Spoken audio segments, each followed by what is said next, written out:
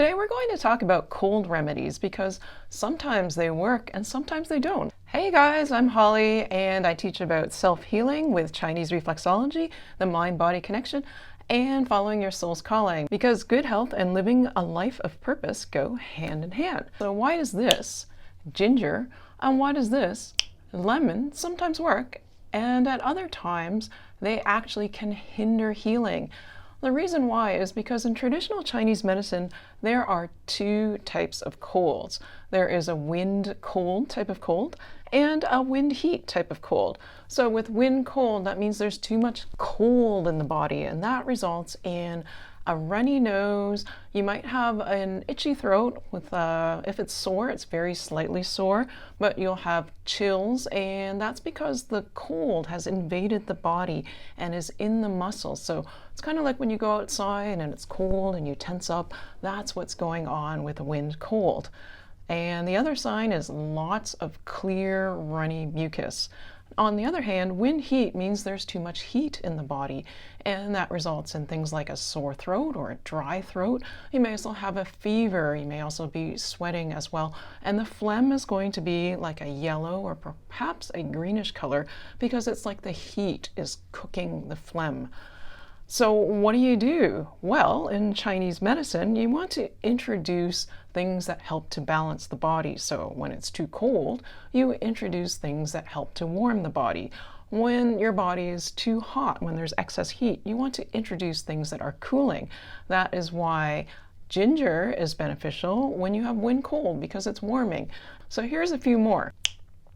Cinnamon, warming. Garlic, very warming. Mint, cooling. And lemon is beneficial because it's cooling. So what you want to do is you want to make yourself a nice cup of tea. And in the case of wind heat, you want to balance that by adding the cooling elements to your tea. So you can have lemon or mint tea. If you have wind cold, ginger is fantastic for a tea. And you can also add a little bit of garlic or a little bit of cinnamon to the food that you're eating for the warming effect.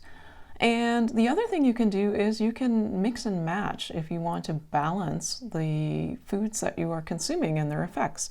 So if you'd like the medicinal properties of ginger, but you have wind heat, what you can do is if you're making a ginger tea, add a touch of lemon. And one other thing to pay attention to is that Chinese medicine observes that wind can change very quickly. So your symptoms can go from wind cold to wind heat, or wind heat to wind cold. So pay attention to things like your phlegm and your throat and whether you have a fever or chills, and adjust your cold remedies accordingly. And I've got 3 more tips for you. So first is citrus peels. They are said in traditional Chinese medicine to help resolve phlegm. So if you've got a lot of phlegm that seems to be lingering, add some citrus peels to your tea. A simple slice of lemon or 2 will do. I also wanted to tell you about honey. It is neutral in terms of warming or cooling, but it has a moistening effect, and that's great for a dry throat or a dry cough. Another tip I have for you is to bundle up when it's windy outside, because Chinese medicine says that the wind can invade through the back of your head. So that's why you want to wear a hat and a scarf.